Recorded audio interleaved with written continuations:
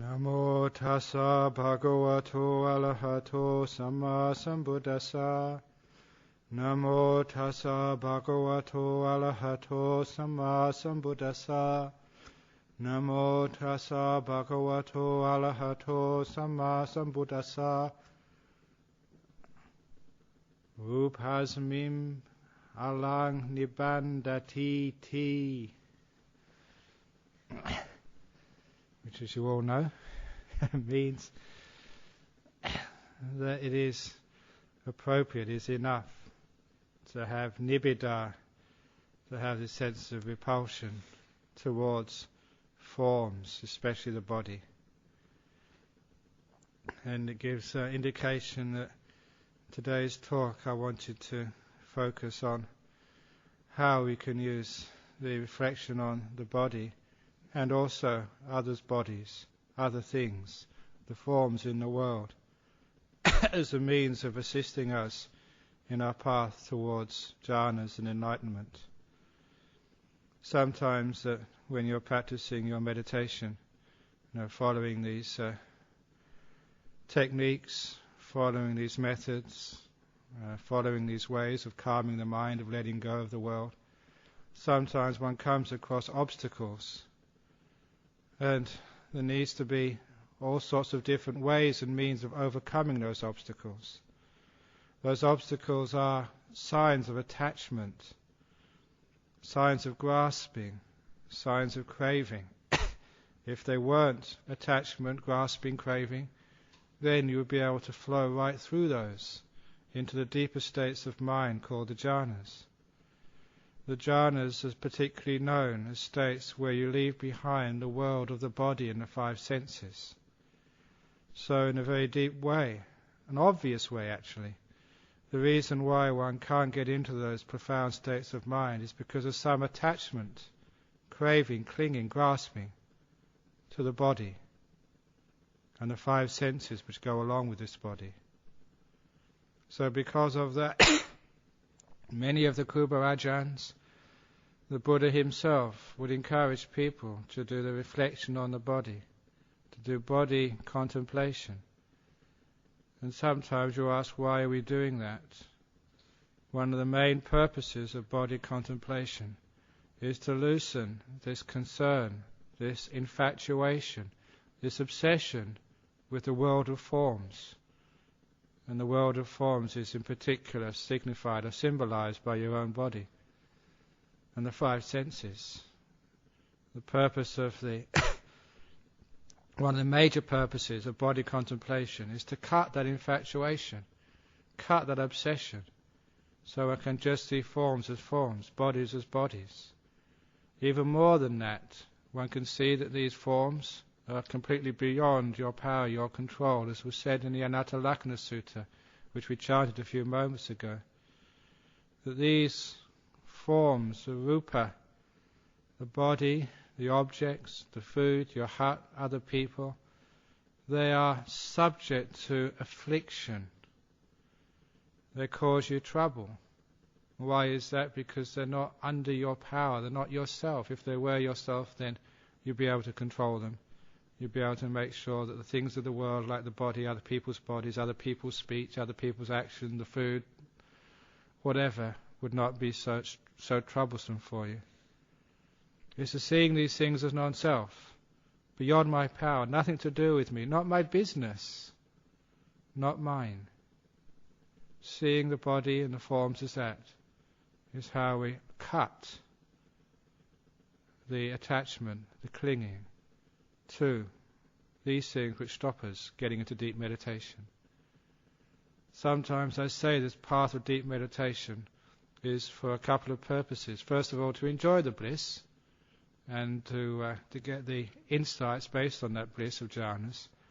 But it also has the purpose of showing you what's in the way between you and jhanas. It shows you your attachments. It's very easy for a person to talk to their friends and convince themselves they have no attachments. It's very easy to be in psychological denial about the state of one's practice and think one is doing much better than one is doing. But the test comes when you sit down in your hut, when you have to calm the mind down. And if you can't get into those deep states of meditation called the jhanas, it means that there is an attachment to the body there. There's an attachment to forms, because you can't let them go. So because of that, the Buddha and the great monks of our tradition would spend a lot of effort and time asking the monks to contemplate their body. To contemplate their body so they see it as anicca, dukkha, anatta, those three things. To see it as one of those things is enough to be able to lessen this clinging and identification and obsession with our bodies. Many of you think you're not obsessed with your bodies. If you haven't got jhana yet, then you're wrong. There's still an obsession there, an attachment, a clinging, a barrier between you and the world beyond the body. So we've got to investigate that. We've got to still practicing body contemplation. We have to practice it in a very profound and resourceful way. We have the ways which the Buddha taught to reflect upon the body. We can take those as examples. We can take those as ways of starting our contemplation of the body. We start to see this body as it is by dissecting it. We can start to see it as not something which is attractive. We can start to see it as subject to death. And all of those ways is very powerful to actually to seeing this body as something which creates this nibbida, this repulsion towards this body. Sometimes you think, what the hell am I doing having a body this lifetime? What did I want one for? When it's young, it just shits itself in your nappies, and it does the same when you're old again. And in the middle we just get a little bit of time when we're not sort of making ourselves filthy. There's only a little bit of time, just when the body looks beautiful, when it's fit, when it's healthy. And the rest of the time it's decaying. And it's a great problem, a great burden. One of the reflections of the body which I've done, which I've found very powerful, was actually to see what a great burden this body is, by how much time and effort I have to put in just to keeping this body in a reasonable state of comfort. How many times I have to feed it, if not actual food and breakfast, to feed it water, to feed it drinks, to feed it air. How often do I have to wash this body? How often do I need to brush its teeth? How often do I need to lay it down? Do I need to exercise it? The demands of keeping a body are huge. If you think it's a great burden having a business, having a house, if you think it's a great burden being the secretary or being the storeman or being the abbot, none of those burdens is anything like being the owner of a body. That's the biggest burden. When the monk organised a roster for this retreat, wouldn't it be wonderful if instead of just putting the roster for somebody to look after the toilets for a fortnight, somebody to look after the sweeping, if you could put someone on roster to look after all the bodies for a fortnight, so you can let yours go for the rest of the 10 weeks. So you didn't have a body to worry about. They could take it to the toilet, they could feed it, they could wash it, they could rest it, they could exercise it. So you wouldn't have to bother with it. Unfortunately, that no one can take over that burden for you.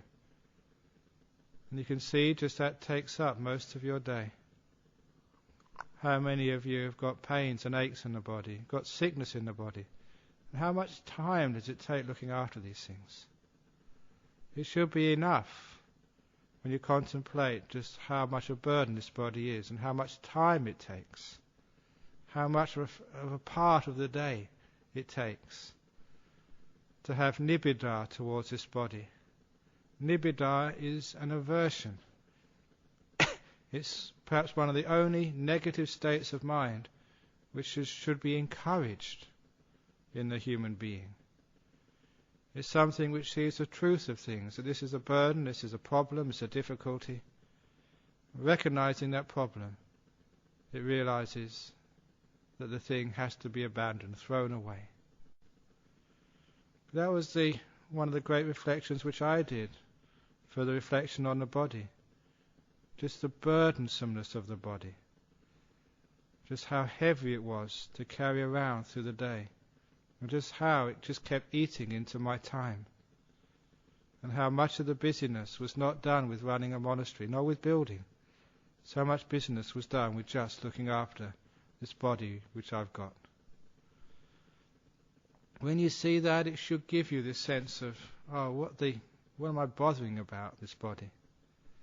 When you get that nibbida towards the body, that sense of detachment towards the body, that sort of letting go towards this body, the sense of hopelessness for comfort in this body, sometimes you just put it down on your meditation cushion, just forget about it.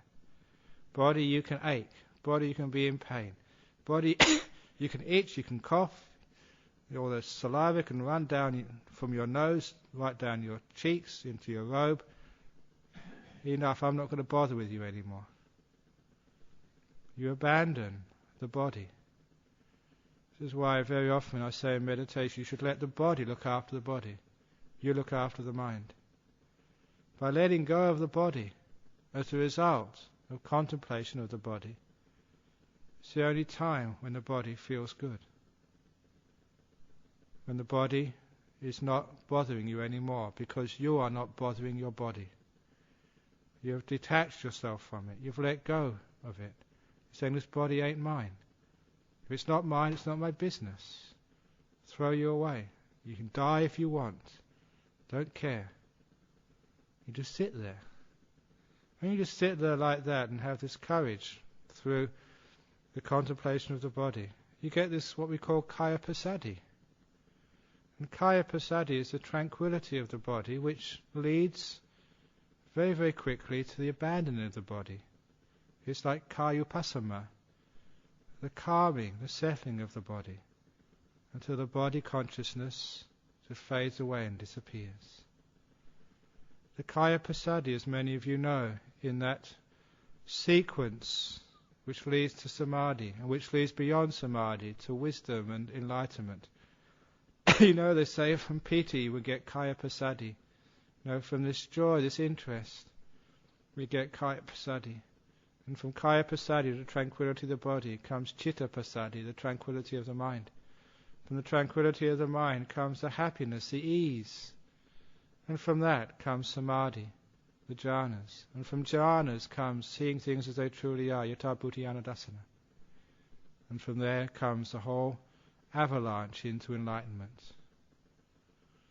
And so it's an important part to get this kaya passaddhi, the tranquility of the body. It's when you can sit so still for hours on end, not even worrying about your body, not caring about it. The body is just gone. But more than that, the breath goes as well. One of the reasons why we can't let go of the breath and not allow that to disappear is because that too is part of the body, the Buddha said. It's a kaya sankhara. We don't know how to settle that kaya sankhara. Was it the Buddha said that pasambayang kaya sankharang in the Anapanasati Sutta? That bodily function, that bodily sankhara, should be calm, to be settled until it disappears. One of the reasons we can't let go of that is because the mind considers that the breath is essential for life, which in one sense it is, but in a deeper sense it's not at all. It's essential only for the life of the body. It's not essential for the life of the mind. So very often when the breath starts to disappear, either consciously or even subconsciously, the mind will not be able to go further. It's afraid. There's an attachment to the body, to the well-being of the body, the longevity of the body. We can't let the breath disappear. Very often, when people first experience the breath almost disappearing, they get afraid. Sign of attachment to their body. Which is why if we do bodily contemplation a lot, that obstacle to deep meditation will never come up. The more we contemplate the body as something which is impermanent, something which is just what the Buddha say, a dhata tumor, a calamity, one of the best translations of that word, a calamity having a body. My goodness, you really got yourselves into it this time, having a body. Some of you really got yourselves into it, having a body. Just imagine just how much you have to go to the doctors. Wow, you really brought into it this lifetime. Don't get a body again, you've had enough. It's a calamity, this body. So understanding what it is and reflecting upon it, it makes it much easier to throw it away. Just like a piece of rubbish you want to throw away, so this body you want to throw away in your meditation. So that means that when the breath starts to disappear, instead of getting afraid, you think, oh, what a relief, it's gone. I don't have to worry about this breath anymore. I don't have to worry about this body anymore. There's a freedom from the heaviness of the body. Even I was talking to somebody on Friday at Nolamara about people who have out-of-the-body experiences, and they all have the same experience, that once they leave the body it's just so free, so light. This is not in jhanas, this is just an out-of-the-body experience.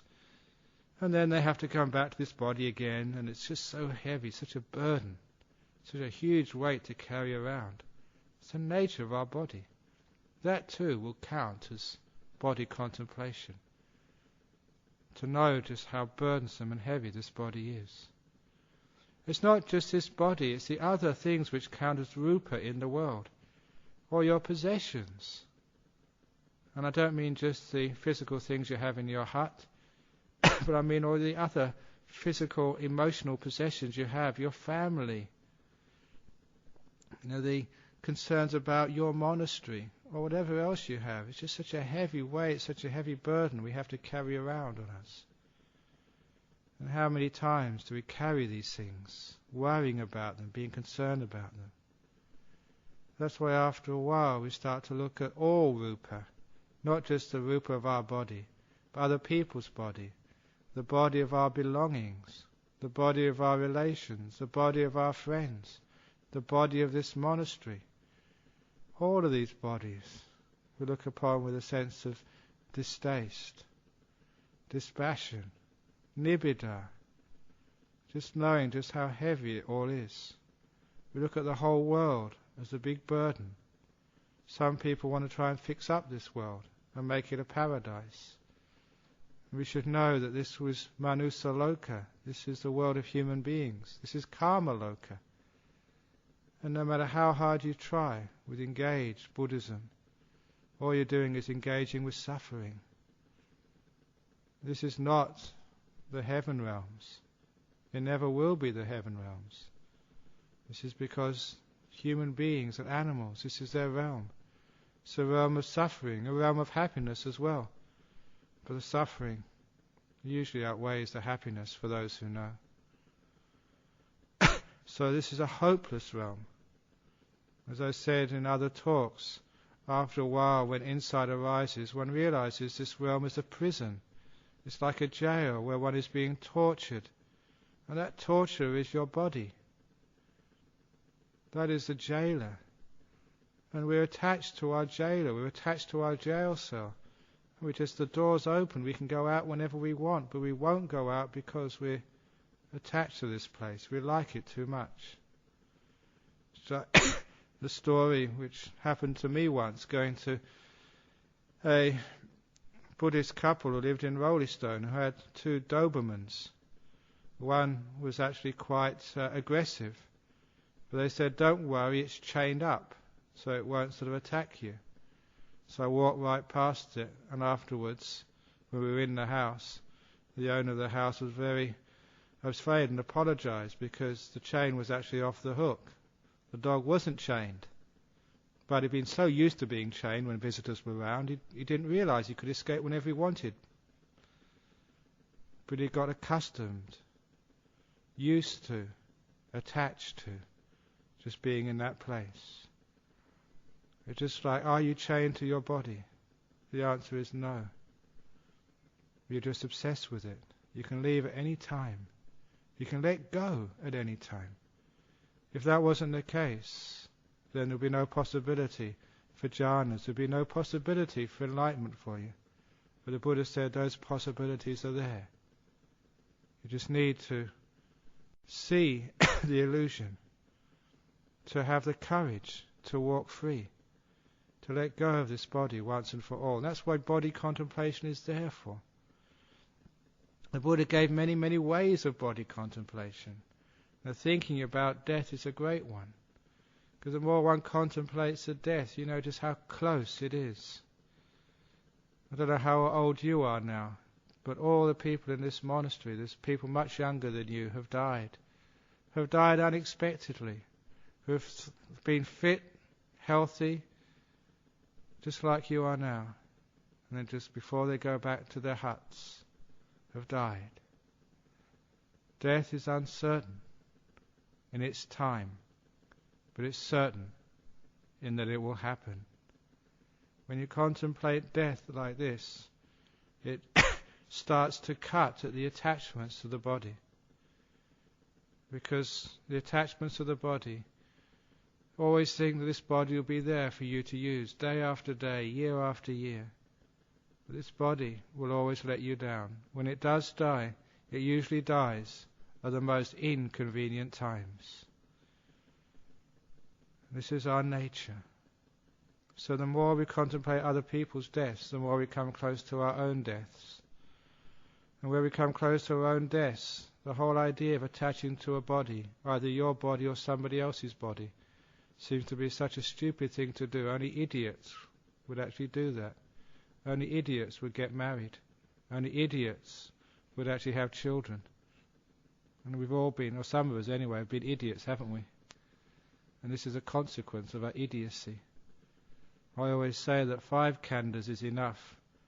Getting another 5 khandhas to worry about is just absolute stupidity. And once you get 10 khandhas, there's usually another 5 little khandhas come along afterwards. And a few more as well. My goodness, it is full of khandhas. That's what they call it, khandhas of worms. So this is actually the problem with our attachments. It stops us actually enjoying the freedom from the body. So when the Buddha taught this contemplation of the body, he mentioned death meditation, he mentioned sickness meditation, old age meditation, to focus on this again and again and again. All the you people who are young in this monastery, sort of you've got the old age coming up next. It's why it's a very good spread of people in this monastery. We've got young people, we've got old people. We've got very sick monks in this monastery, which are great. You are a marvellous teaching to all those young monks who are fit and healthy. So even though you may not be up here teaching them, just the fact that you're sick, that your body's falling apart, you're a great reminder to everybody.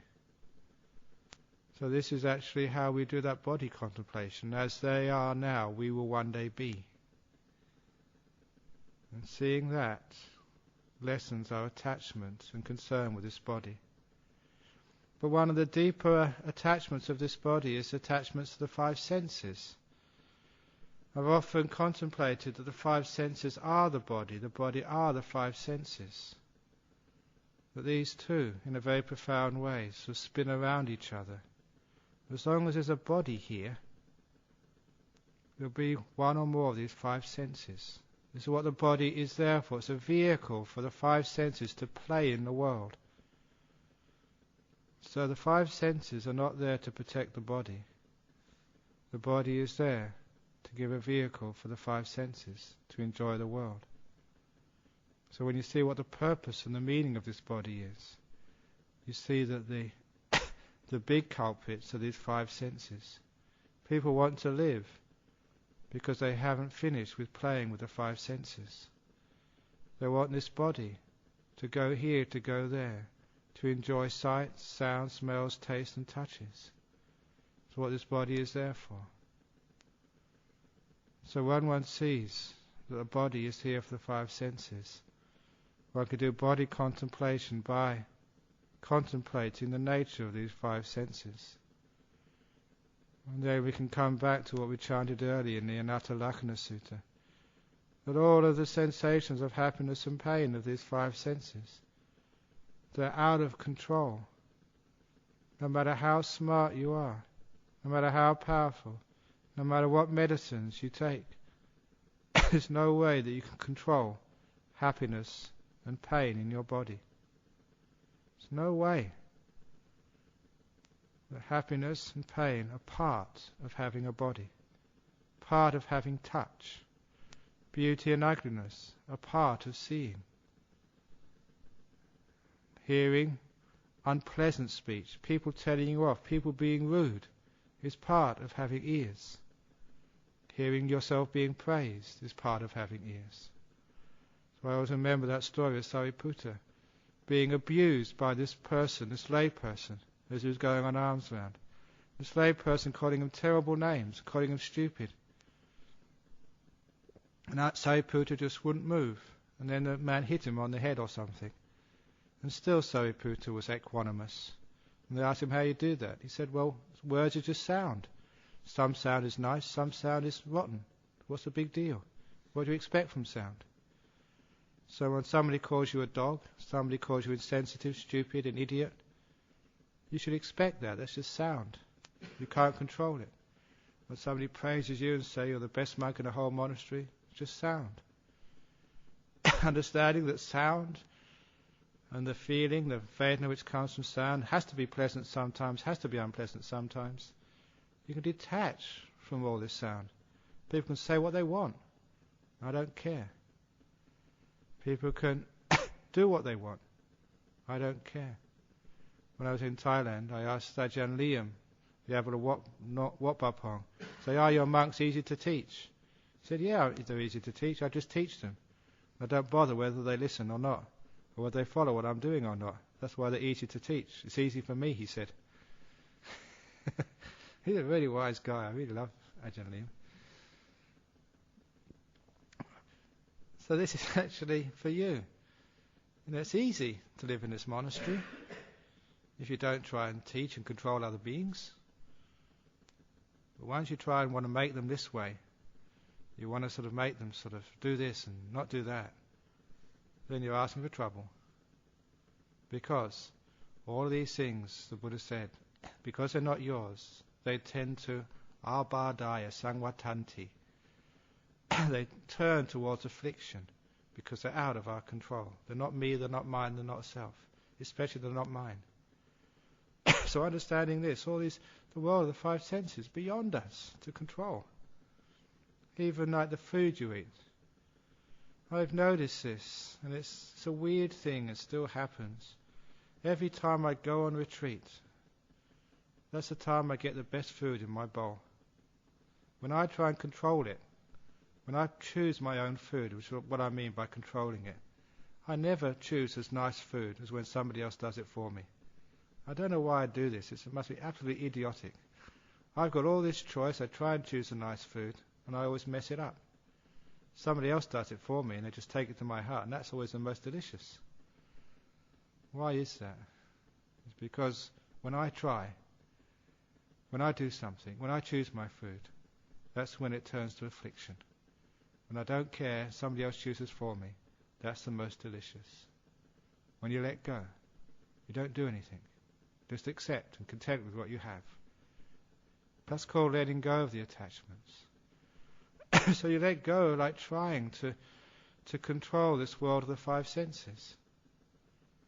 When you stop controlling this world of the five senses, that's when the five sense world disappears. It fades away. It viragas, which is what fading away means.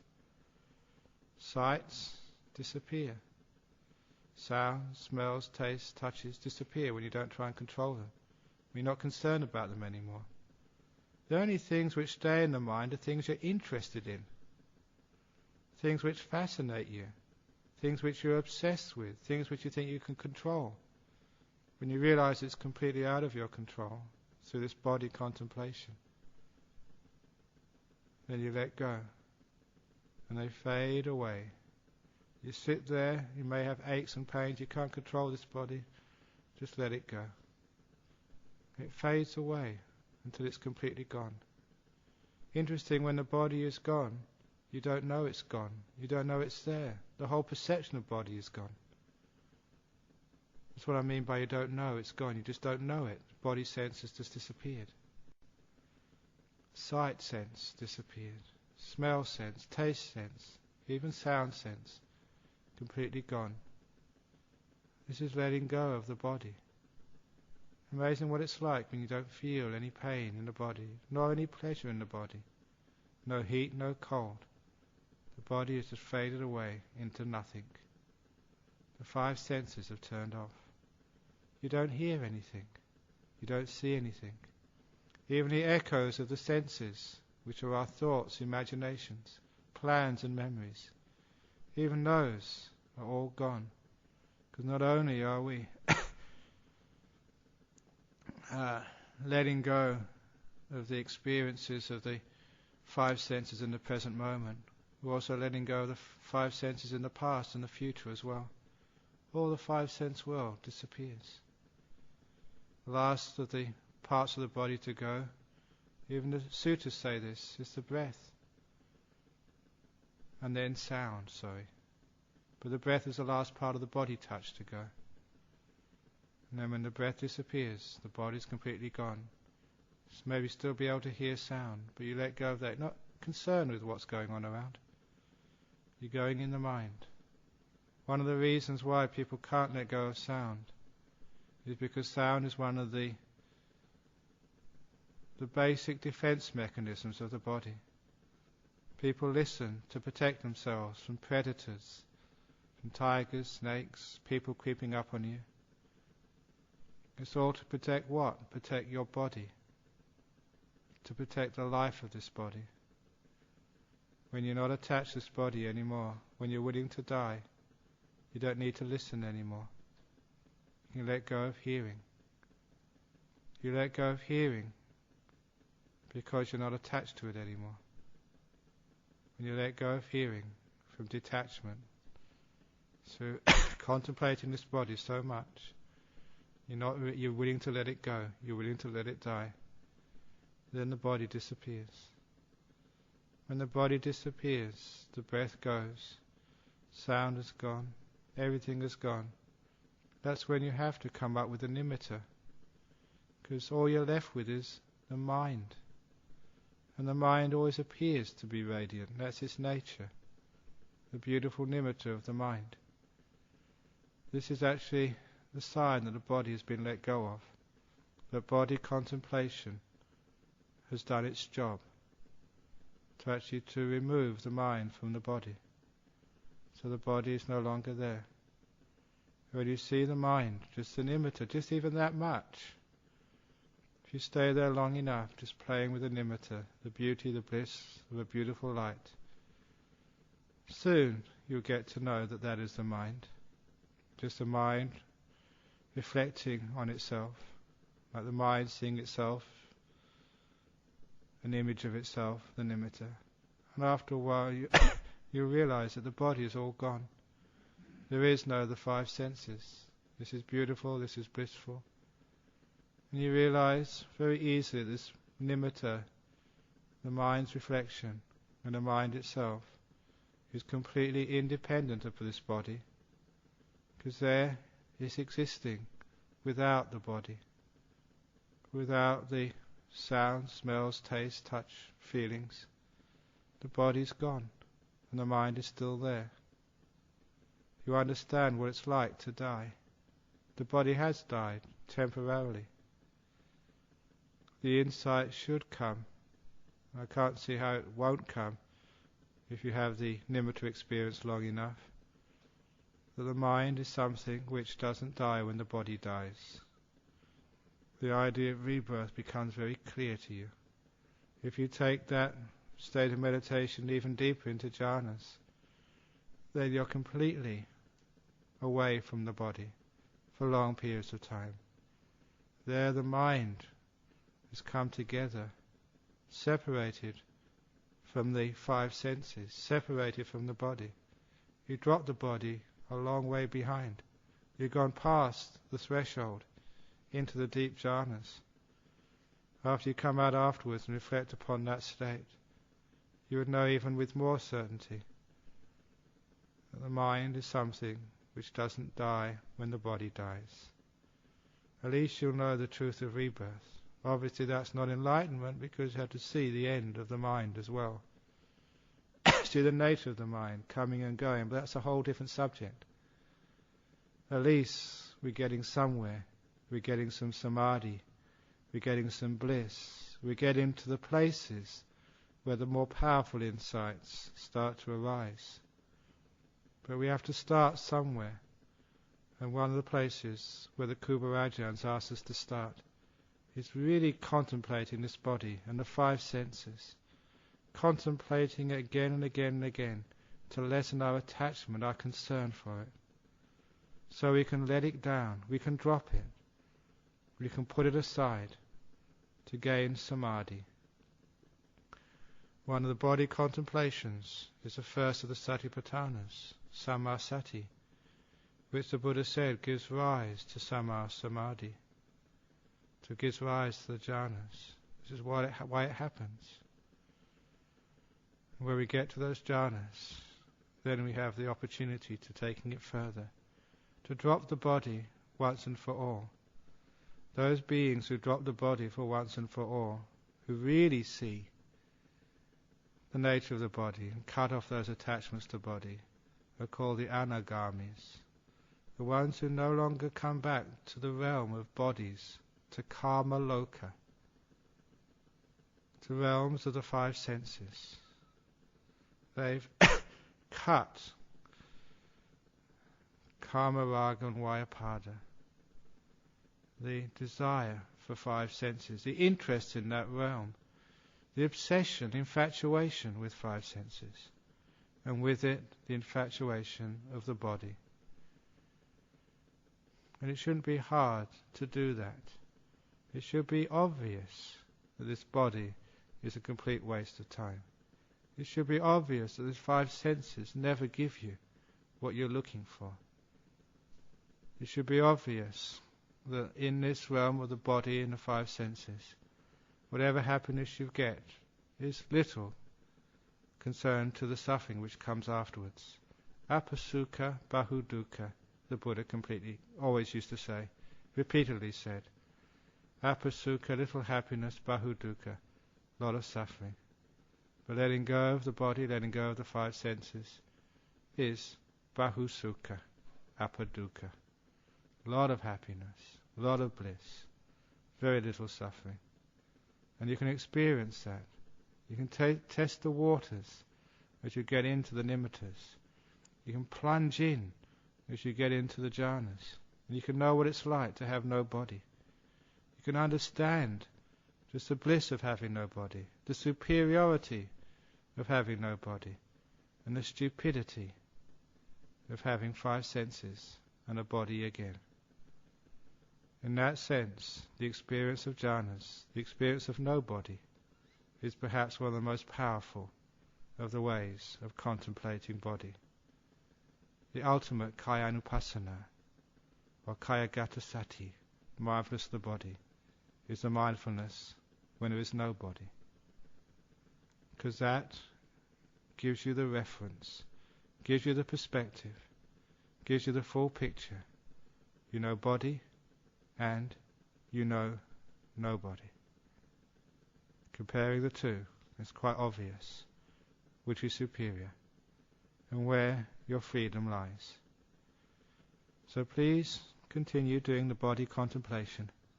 Contemplate it until there's nothing between you and jhanas. And then in jhanas, the reflection after the jhanas will contemplate the body even deeper. And maybe you'll be able to cut completely any concern, attachment, obsession, grasping at a body, so you never come back to karma loka. So you only go to the Sudawasa of the anagamis, and from there make an end, or even better, make an end even now. There's a little talk this evening on the place of Kayagata Sati, contemplation of the body, in a way to get into jhanas, in a way to get to be a non-returner, maybe even to take it further and never come back ever again. So that's the talk this evening on body contemplation.